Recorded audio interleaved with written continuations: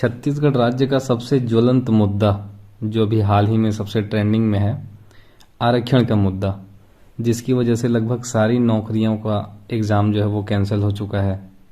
और जो आने वाले एग्ज़ाम्स थे उनका भी अभी कोई भरोसा नहीं है कि पेपर होगा भी या नहीं होगा।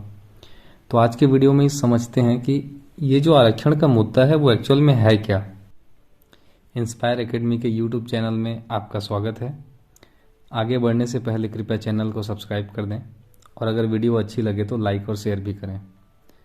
तो आरक्षण के इस मुद्दे को समझने के लिए हमें चलना पड़ेगा सन 2005 में।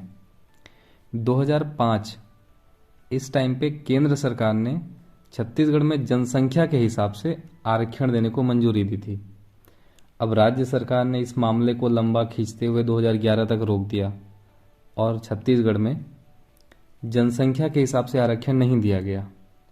तो 2012 से पहले तक की अगर हम बात करें तो छत्तीसगढ़ में एसटी को 20%, एससी को 16% और ओबीसी को 14% का आरक्षण मिलता था। तो जो टोटल आरक्षण था वो लगभग 50% था। 2011-12 की बात है। आदिवासियों ने आंदोलन किया कि जनसंख्या के हिसाब से उनको आरक्षण नहीं मिल रहा था इसलिए, और इसी आरक्षण को लेकर जब आंदोलन हुए तो राज्य सरकार द्वारा आरक्षण को बढ़ा दिया गया। तो एसटी को जो 20% मिल रहा था उसे 12% बढ़ाकर 32% कर दिया। एससी का आरक्षण 16 से घटाकर 12% कर दिया गया और ओबीसी का जस का तस रखा गया। तो टोटल आरक्षण जो है 2012 के बाद से 58% हो गया। तो राज्य सरकार के इस फैसले की काफ़ी निंदा भी की गई, काफ़ी विरोध भी हुआ। उसके बाद 2012 में ही इस फैसले को हाई कोर्ट में चुनौती दी गई। तो लगभग एक दशक तक ये मुद्दा चला। हाई कोर्ट ने फिर एक जजमेंट दिया 19 सितंबर 2022 को। तो 19 सितंबर 2022 को हाई कोर्ट का फैसला आया, जिसमें मुख्य न्यायाधीश अरूप कुमार गोस्वामी और न्यायमूर्ति पीपी साहू की बेंच ने ये फैसला सुनाया था। तो इस फैसला में क्या कहा गया था कि राज्य सरकार के शैक्षणिक संस्थानों और सरकारी नौकरियों में जो 58% का आरक्षण मिल रहा है उसको इन्होंने असंवैधानिक करार दे दिया था और इसी में 58% की सीमा को रद्द करने का आदेश दिया। आरक्षण 50% तक ही होना चाहिए और छत्तीसगढ़ में टोटल 58% का आरक्षण दिया जा रहा था। तो आरक्षण के तहत जिन उम्मीदवारों को नौकरियां मिल गई हैं वे तो बरकरार रहेंगी, बोली हाईकोर्ट ने। लेकिन अब जो भी भर्ती होने वाला है वो हाई कोर्ट के बताए नियम के अनुसार ही होगा। अब मामला यहाँ पर फंस गया क्योंकि जो नई भर्तियां हैं वो एसआई है जैसे कि अभी, तो इसके एग्जाम में अब आरक्षण दिया जाए या ना दिया जाए, क्योंकि राज्य सरकार तो अब भी आरक्षण के लिए लड़ रही है। ये मुद्दा अब सुप्रीम कोर्ट पहुंच चुका है, इसीलिए इन्होंने एग्जाम भी कैंसिल कर दिया। यहाँ पर एग्जाम कैंसिल करना है कोई लॉजिक की बात तो नहीं लगती, लेकिन आरक्षण के मामले की वजह से इसको एग्जाम को कैंसिल किया गया है और आने वाले सारे एग्जाम्स को भी कैंसिल किया गया है। तो एक्चुअल में अगर जनसंख्या के हिसाब से आरक्षण दिया जाता तो कितना मिलता आरक्षण। तो 2011 की अगर जनगणना को देखें तो एसटी का जो जनसंख्या है वो छत्तीसगढ़ में 30.62% था और एससी का जो जनगणना हिसाब से जो संख्या है वो 12.82% था। तो अगर इन दोनों का ही देखें तो लगभग ये 42% से ऊपर है।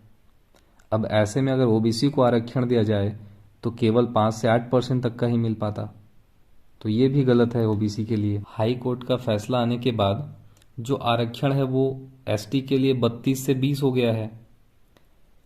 तो हाई कोर्ट के फैसला आने के बाद राज्य सरकार में अपने सभी विभागों को सूचित किया जाना चाहिए, लेकिन अभी तक किसी भी विभाग द्वारा प्रॉपर एक नोटिस नहीं सर्कुलेट किया गया है जिसमें यह बताया गया हो कि आरक्षण 32 से लेके 20 हो गया है और 58% जो टोटल था वो अब 50% तक लिमिट हो गया है। तो इसी को लेके एक याचिका करता है योगेश ठाकुर जी। इन्होंने राज्य सरकार के खिलाफ अवमानना का लीगल नोटिस जारी किया है। तो सामान्य प्रशासन विभाग और विधि एवं विधायी कार्य विभाग, ये दोनों विभागों के सचिव के नाम पर इन्होंने अवमानना का लीगल नोटिस जारी किया है। अवमानना का लीगल नोटिस क्यों जारी किया है? क्योंकि हाई कोर्ट का फैसला तो आ चुका है अब कि आरक्षण 58 न होकर 50% तक होगा। लेकिन राज्य सरकार ने ये सर्कुलेट करके बताया नहीं है। इसका मतलब है कि ये राज्य सरकार द्वारा हाई कोर्ट का जो जस्टिस था, है ना, जो जजमेंट था, उसकी अवमानना की गई है, उसकी अवहेलना की गई है, इसीलिए ये नोटिस दिया गया है।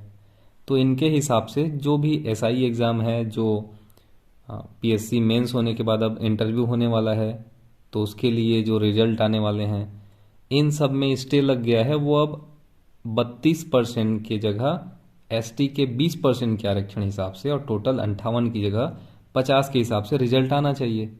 लेकिन राज्य सरकार अपने किसी भी विभाग द्वारा ये जानकारियां नहीं दे रही है कि आरक्षण इतना कम हो गया है।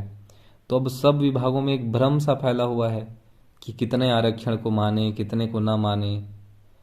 तो राज्य सरकार के खिलाफ एक भ्रम फैलाने का भी नोटिस जारी किया गया है कि अपने विभागों में ही भ्रम फैला कर रखी है, ठीक से डाउट्स क्लियर नहीं हो रहे हैं कि किस आरक्षण को माने, किसको न माने।